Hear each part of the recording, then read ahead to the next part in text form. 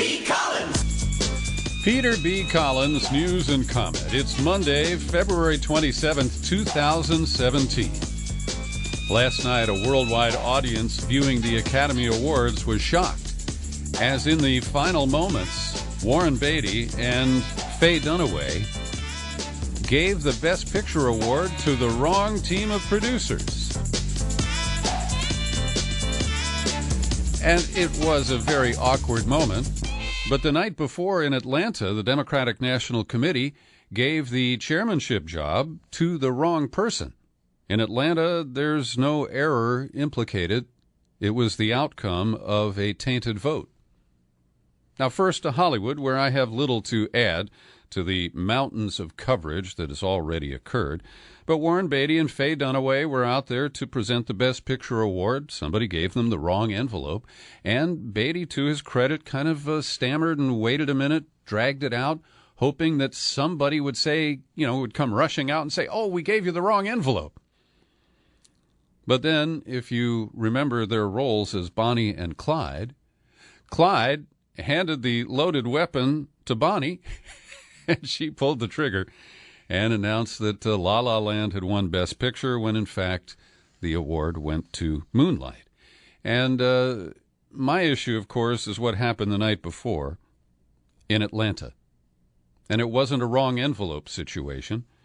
It was denial on the part of establishment Democrats who rebuffed the insurgent candidate Keith Ellison, who represents the progressive wing of the party that was muscled out of the process last year by the rigging of the primaries, both figuratively and accurately in real terms. Yes, they rigged it against Bernie Sanders. And there is no contrition among the superdelegates and the other party leaders who gathered at the forum there in Atlanta. And it was close. Ellison got 200 votes to the 230 in, I think, what was the third round of balloting. And a lot of people say, hey, Peter, who cares? I mean, the Democratic National Committee and its chairmanship, that's an honorific position. And there isn't that much policy difference, many centrists argue, between Tom Perez, the handpicked candidate of the Obama-Clinton establishment part of the party. He was Obama's labor secretary, and he was recruited to run for the job because of discomfort with Keith Ellison and just how progressive he is. He challenges Obama's orthodoxy on Israel and Palestine. He was opposed to the Trans-Pacific Partnership. Perez was for it. Ellison, vocal and, unapologetic about a $15 minimum wage. Perez, the former labor secretary, saying, well, it'd be great if we could get there. And so it is the distinct difference between the progressive and the centrist corporate elements of the Democratic Party. And the centrist corporatists lost last year, and they didn't learn a goddamn thing from it. So the coverage in the New York Times in the Sunday paper of the Tom Perez victory as chair of the Democratic Party was placed right next to obituaries. You can read into that something if you'd like to. And meanwhile, there's some good analysis about this. It's very clear that the efforts to smear Keith Ellison were successful enough to deny him this post. And as I mentioned, Perez was recruited by the Obama White House after Keith Ellison jumped out into an early lead, grabbed a lot of endorsements, including from establishment people like Senate Leader Chuck Schumer. And it was, I think, a strong signal that the Zionists like Alan Dershowitz and Haim Saban continue to exercise outsized influence on the Democratic Party. And what is most telling is the measure that passed after the battle for chair was resolved. Oh, and by the way, Keith Ellison was honored by Tom Perez, who named him vice chair. I think that puts him in charge of bake sales. I know a lot of people who supported Perez say, hey, what are you guys upset about? It's a job-sharing gig, right? Well, no. Because the most telling measure passed after The votes were counted, and Perez was named the new chair. And this is an area where Ellison and Perez deeply disagreed, because Perez supported a motion that opposed reinstating the ban that was in place during the Obama years until Debbie Wasserman Schultz quietly lifted it. It was a ban saying no corporate money and no lobbyist money will be accepted by the Democratic National Committee. And that became a bizarre spiel where those in favor of corporate money made it seem like the progressives are just, victims of some allergy. They don't get the taint that corporate money gives the Democratic Party and how it consigns it to irrelevance as the number 2 corporate party. And today I am recommending 2 pieces of analysis by Kevin Gosztola at Shadowproof on the DNC chair competition. I think he does a good job of analyzing this, talking about the measure about lobbyist and corporate contributions. Harold Ickes, one of the biggest friends of Bill and Hill, said, "I don't think federal corporate lobbyists, however defined, should be precluded from participating in Democratic Party affairs." And to her credit, Nancy Pelosi's daughter, Christine, who I've known for 15 or 20 years now, she carried the measure to reinstate the ban that had been in place before. So at least Nancy Pelosi's daughter, and by implication, the Democratic leader herself, recognize that corporate money is a problem for Democrats, not some sort of solution. And Gosztola also correctly notes that the corporate Democrats keep talking about unity. And after Keith Ellison was forced to grovel for this job by renouncing his Farrakhan past, by moderating his position about Israel, by courting Zionists, and by soft-pedaling his criticisms of the Democratic Party's primary process last year. That's what Ellison thought he had to do just to get past these superdelegates and get them to elect him. But what Gosztola notes is that the centrists demand unity, but what they really want is conformity from the progressive wing of the party. So this is, I think, a watershed moment. A lot of people want to paper it over and just say, it's not an important job, and, they both agree on so many things the same. But a blogger I've never seen before, his name is Matt Brunig, and this showed up on my Facebook page. I've linked to his brief commentary that he published at Medium. But he talks about how Obama recruited Perez, and he said the point of the recruitment was to beat back the left faction that Ellison represented. The establishment forces mounted a brutal smear campaign, placing stories all over the place about he was, or still is, anti-Semitic, Farrakhan-loving, Nation of Islam guy. Now, this commentary doesn't note the influence of the Israel lobby and Haim Saban in particular, but it's still quite accurate. And he says, before this gets turned into another thing where the establishment Democrats posture as the reasonable adults victimized by the assaults of those left-wing baddies, let's just be very clear about what happened here. It was the establishment wing that decided to recruit and then stand up a candidate in order to fight an internal battle against the left faction of the party. It was the establishment wing that then dumped massive piles of Oppo research on one of their own party members. And it was the establishment wing that did all of this in the shadow of Trump, sowing disunity in order to contest a position whose leadership, they insist, does not really matter. The establishment wing has made it clear that they will do anything and everything to hold down the left faction, even as they rather hilariously ask the left faction to look above their differences and unify in these trying times. They do not have any intent of ceding anything, even small things they claim are mostly irrelevant, to the left wing. My bottom line is that this is the determination that makes the Democratic Party weak, irrelevant, and me too.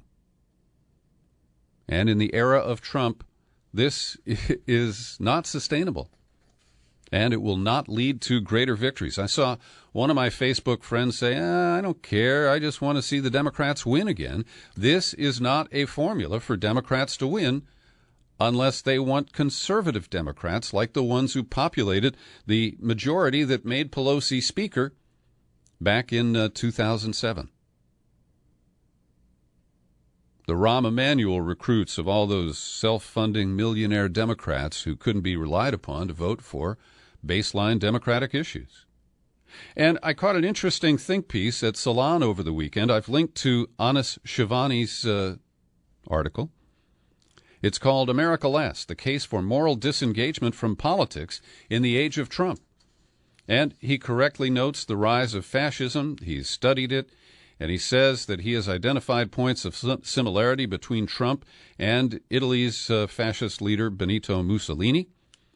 And he says in the month since he took over, he has entered an overtly fascist stage with elements of both Mussolini and Hitler in play. But he's not just smacking Trump. He says that neoliberalism is the real problem. And he says, I would argue that if we're seeing fascism, it's a peculiar form of fascism indeed, because it looks 100% like neoliberalism from where I am. And that, of course, is the whole set of values promoted by Obama and the Clintons. And he goes on to argue his case for moral disengagement from politics in this current era. I encourage you to read it. I think it's quite provocative. So Donald Trump has shown an incredible development of self-control. Because as far as I know, it's about 17 hours after the conclusion of the Oscars, and he hasn't managed a single tweet to smack down Jimmy Fallon or Jimmy Kimmel. I get my Jimmys mixed up. Jimmy Kimmel, who did a pretty good job. And there were a lot of taunts of Trump during the Oscars that could have gotten him riled and tweeting. And then, of course, the botched announcement on Best Picture could have given Trump a huge opening. But instead, he spoke early today to a group at the National, or is it just the Republican Governors Association? I think it's just Republicans. Anyway, I've got a little soundbite for it because Donald Trump is astounded. He is shocked. He said nobody knew how complicated health care and repealing Obamacare could be. It's an unbelievably complex subject. Nobody knew that health care could be so complicated. And statutorily and for budget purposes, as you know, we have to do health care before we do the tax cut. The tax cut is going to be major. It's going to be simple. And the whole tax plan is wonderful, but I can't do it until we do health care because we have to know what the health care is going to cost. And statutorily, that's the way it is. Obamacare has failed. I say to the Republicans, if you really want to do politically something good, don't do anything. Sit back for a period of 2 years because 17 is going to be a disaster for Obamacare if we don't do something. Let it be a disaster. Because we can blame that on the Dems that are in our room, and we can blame that on the Democrats and President Obama. Let it implode. And then let it implode in 18 even worse. Don't do anything. And they will come begging for us to do something. Yeah, right. Well, what he did today was tell the governors some ideas of what the Obamacare reform or replacement will be. We expect to get more sound bites, but probably no meaningful detail in his speech to the joint session of Congress on Tuesday. It's not a State of the Union message because in a first term, the president doesn't deliver a State of the Union in the first year, but it's the equivalent. And he says he's come up with a solution that's really, really, I think, very good. But we don't know what it is. We know that many people will be denied coverage, that Medicaid funding, even if it's block granted and given to the states, will be far less than they currently receive, and that means that people's insurance will be cut. And they will be left to fend for themselves, go to the emergency room, which costs us all more. And so it's just another incoherent approach to pandering to the base that elected this monster. Meanwhile, we have an outline of the budget priorities of the Trump administration, and as he said, the budget will have to follow their health care plan, such as it is, but the outlines of it are very clear. Trump is planning for war. He is scaling back diplomacy because he's calling for a $58 billion annual increase in Pentagon spending, pushing it well over $700 billion. And he doesn't argue that, gosh, we've got to get ready for war. He doesn't make a case that it needs to be spent. It's just part of his bully mentality. And I believe that if it's funded, if you build it, they will come. And if you put out money preparing for a war that currently is not on the horizon, you're going to find a way to engage in that conflict. How are they going to pay for it? Well, they claim they can make it up by cutting the EPA, by cutting the National Endowment for the Arts, by cutting Planned Parenthood. And I'm sorry, the numbers simply do not add up. The cuts I just talked about might be a couple of $1 billion a year total. There's a huge gap between $2 to $3 billion and $58 billion. And this is part of what was enunciated by Steve Bannon at CPAC on Thursday, that they are going to dismantle the administrative state and just allow corporations to run roughshod over the rights of individuals, creating havoc in the workplace where standards will be lowered and people will be injured and some will die. And then there's the Planned Parenthood effort, pandering to the extreme right-wing, Christianist, anti-abortion element of the Republican Party. And Cecile Richards, the head of Planned Parenthood, is rightfully worried. Looks like about $500 million is on the chopping block. And in Wisconsin over the weekend, she said the stakes have become quite clear and they're very high. The patients I talked to are terrified they're going to lose their access to health care, and doctors and clinicians are terrified that this Senate is going to block the women with the least access to health care from getting any at all. Meanwhile, a lot of these initiatives are to distract you from the problems the White House is engaged in and has exacerbated, related to the claims of Russian interference and Russian contact with the Trump campaign even before he was elected. And they're trying to bat down this story. And to his credit, I slammed Bill Maher for his weak interview of Milo Yiannopoulos. And this past Friday, he had a pretty tough opening interview with Darrell Issa, the member of Congress from Southern California, made a fortune in the car alarm business, who's a fiercely partisan Republican. He paid for the gubernatorial recall here in California back in 2003, expecting he was going to be the Republican replacement for Gray Davis, and then Arnold Schwarzenegger just skunked him on it. Anyway, Issa said that, number one, there should be an independent or special prosecutor appointed. Number two, that Jeff Sessions, the Attorney General and recent senator, has to recuse himself from any investigation of this issue. He said you're going to need a special prosecutor's statute in office. You can't just give it to your deputy. That's another political appointee. But the pushback comes from Devin Nunes, his California colleague who chairs the House Committee, I think on intelligence. And Nunes is saying, nope, we can handle this at the committee level. And he even has been running interference for the White House, which is a huge conflict of interest. Here's the guy who says we don't need a special prosecutor because me and my committee can handle this. And by the way, I agree with the FBI guy who told Reince Priebus at the White House that it's bullshit that there were excessive contacts between the Trump campaign and Russians in 2016. I mean, this is such an obvious conflict. In the case of Devin Nunes. And because of one-party control of all three, at least the two branches of government, and they're working on the courts, this will probably be buried. And the Times, New York Times, interestingly, is following up on one of the phrases that Trump used in his CPAC speech on Friday, where he attacked not the entire news media, says he, but just the fake news media, and called them the enemy of the people.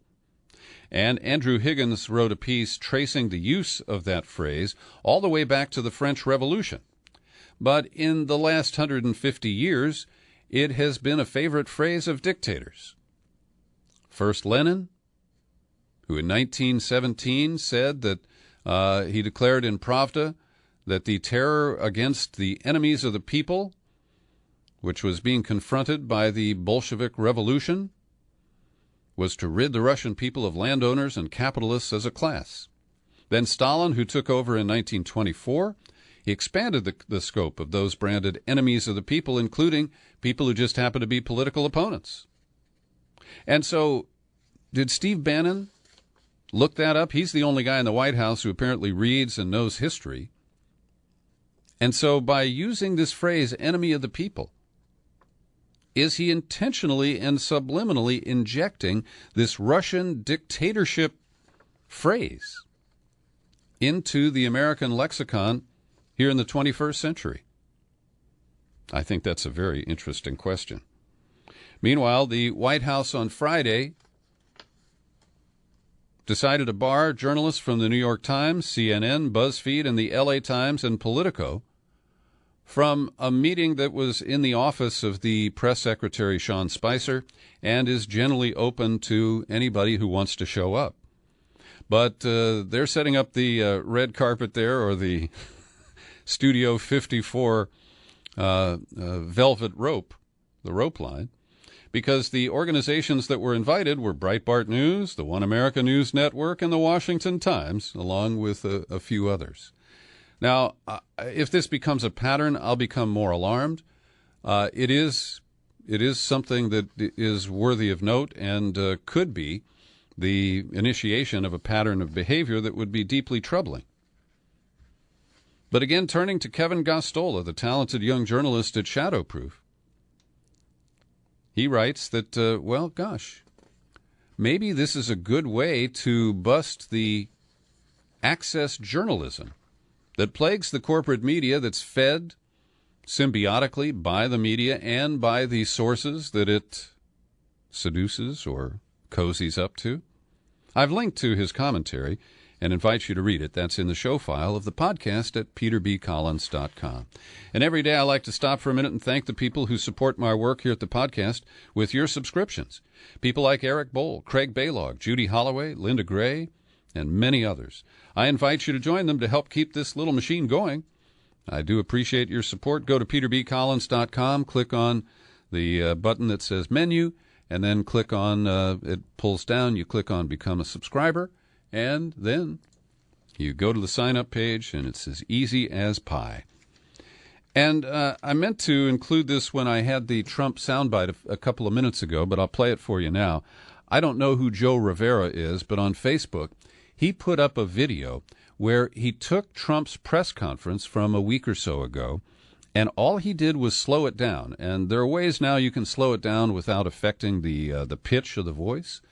And he says, look, when you slow it down, it's like watching an old drunk ranting at you at in a bar at 3 o'clock in the morning.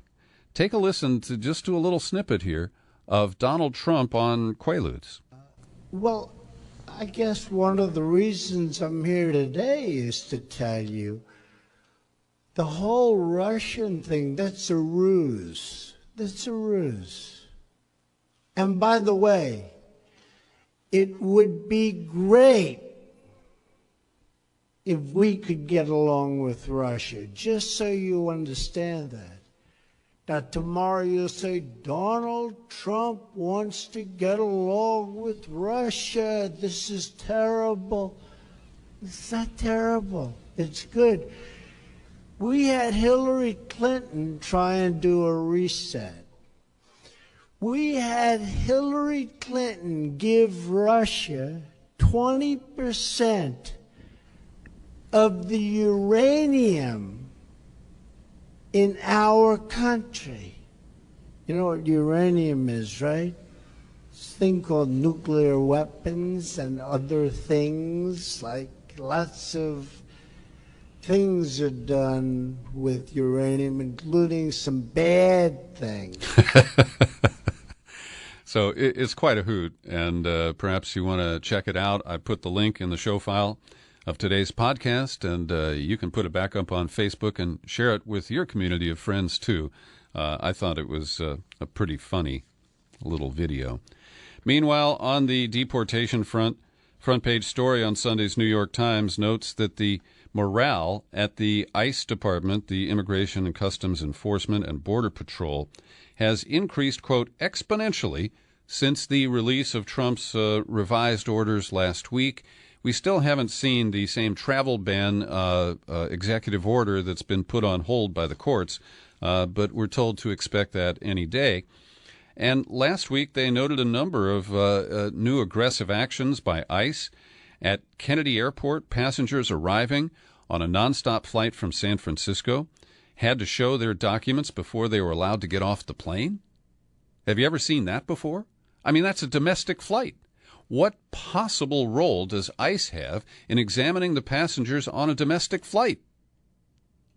Well, it's because they are expanding in a mission creep manner what they consider to be their rightful range of activities. Meanwhile, we've had raids, despite the claim that they're not mass deportation raids. In the early weeks here, at least 161 people with felony and misdemeanor convictions were detained, along with 10 who had no criminal history at all. And maybe you know the case about Muhammad Ali Jr. He was visiting Jamaica, where I believe he gave a speech, and on his return, did I say Atlanta? It wasn't. It was the Fort Lauderdale airport. So he landed there, and he was with his mom, the famous boxer's widow. And she was able to produce a photograph with her and Ali Sr., and the agents left her alone. But they kept hounding him because he didn't have that photographic evidence. When he was asked if he was from one of those countries on the travel ban, he said, well, not quite. I'm from Philadelphia. That's where I was born. I'm a U.S. citizen. They kept asking him about his religion and whether he is a Muslim. He did acknowledge that he is. And this is a really ugly process that is playing out in other cases, too. Here's one that you don't even know about from here in the Bay Area. A man named Farooq Abdullah, who was born in Columbus, Nebraska. He has no other citizenship, describes himself as annoyingly patriotic. He found himself on a no-fly list.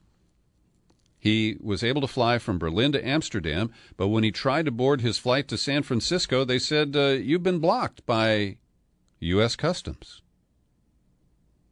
And he said, I just have this bad feeling that there's a deliberate attempt to undermine U.S. citizens and U.S. Muslims. If I am a U.S. citizen, I should be totally treated the exact same way as anyone else who is a U.S. citizen. And this is all going on while the court travel ban is on hold, we're told. So these are aggressive and arbitrary actions by our border agents. And we're going to see it happening every day now, to the point where we get numb about these heartbreaking stories. And here's a quick rundown from a law professor at the University of Wisconsin. Maybe you've seen this on Facebook or elsewhere. If you are stopped and questioned as you try to enter your own country, number one, tell them that you're an American citizen. Tell them you have identified yourself. Ask to speak to their supervisor. Tell them you want a lawyer and carry a number for a lawyer with you. Tell them you believe you're being religiously profiled. You must be allowed entry as an American citizen. You do not need to answer questions about how you pray or what you believe in. She says, do not sign anything, nothing. If they try to make you reboard a plane, sit down on the ground and go limp. Never hit or push. Keep asking for a lawyer. Make sure somebody knows your complete itinerary, and make sure someone is waiting for you at your destination or knows to expect you. And if you wish, you can email your name and itinerary to airport@refugeerights.org. Attorney groups at your destination airport will be notified just in case. Well, I'm glad people are responding that way. And over at the Center for Constitutional Rights, they're trying to defend all of us from the creeping authoritarianism and the extra-legal process known as the no-fly list. And CCR represents 3 American Muslim men who were placed on the no-fly list and brushed back by FBI agents who said, look, we'll take you off your list if you inform for us. They refused. They sued, and as their case was coming to trial, the government quietly relented and removed these 3 men from the no-fly list and actually gave them a written statement that this had occurred. That is so rare. Most people who have fought the no-fly list have never gotten actual confirmation from the government that their names have been removed. They just have to go to the airport and take a chance. So one thing that happened was, despite the fact that these men got confirmation that their names were taken off the no-fly list, a judge dismissed their remaining claims seeking damages for the harm that they suffered as a result of spending years on that list. And so CCR is pursuing appeals there. Meanwhile, Trump's threat or promise to hire more border agents draws a cautionary note from the guy who hired the last round of the increased employment at the CBP, that's Customs and Border Patrol.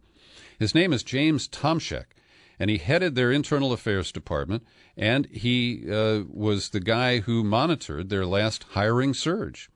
And he warns that, this could compromise the security by rushing people onto the job. There have been 1,000 applicants to work for Customs and Border Patrol who failed to clear a polygraph. And before that, there were something like 200 agents who were bounced because of, here it is, since October 2004, 197 CBP employees, including Border Patrol agents, have been arrested for, charged with, or convicted of corruption.